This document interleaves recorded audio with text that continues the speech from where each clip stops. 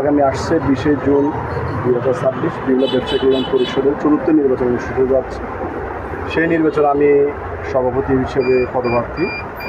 বিগত 3বারে আমি সাধারণ সম্পাদক হিসেবে দায়িত্ব পালন করেছিলাম। তো এবার আমি সেই সাধারণ সম্পাদক পদে না হয়ে আমি সভাপতি হিসেবে ইলেকশনে আমি প্রার্থী হয়েছি এবং আমি প্রতিনিধিত্ব করছি এবং ভোটারদের সমর্থন ও ভোট কামনা করছি। আপনাদের এখানে ভোটার সংখ্যা মোট কয়জন? আমাদের এবার সর্বসাকুল্য ভোটার সংখ্যা হচ্ছে 389 জন। কতটুকু কাজ হতে পারে আপনাদের? আমাদের বিগত দিনের অভিজ্ঞতায় আমরা বলতে পারি 85% 85 থেকে 90% আমাদের কাজ হয়, সেই হিসেবে আমরা বলতে পারি। আর এখানে যে প্রার্থী মোটামুটি কয়জন? প্রার্থী সব মিলিয়ে আপনার 33 জন। 33 জন, 15 জন মানে ক্যাবিনেটে আসবে। 15টা পদে মোট 33 জন প্রার্থী। আসলে 15 জনই আসবে, যে কোনো প্যানেল তৈরি হবে না? না, প্যানেল নাই, সরাসরি কোনো প্যানেল নেই। আপনার মার্কাটা বলে দেন একটু। আমার মার্কা হচ্ছে দেওয়াল গড়ি। হ্যাঁ, ভোটারদের কিছু বলে থাকলে বলে দেন নাম দিয়ে।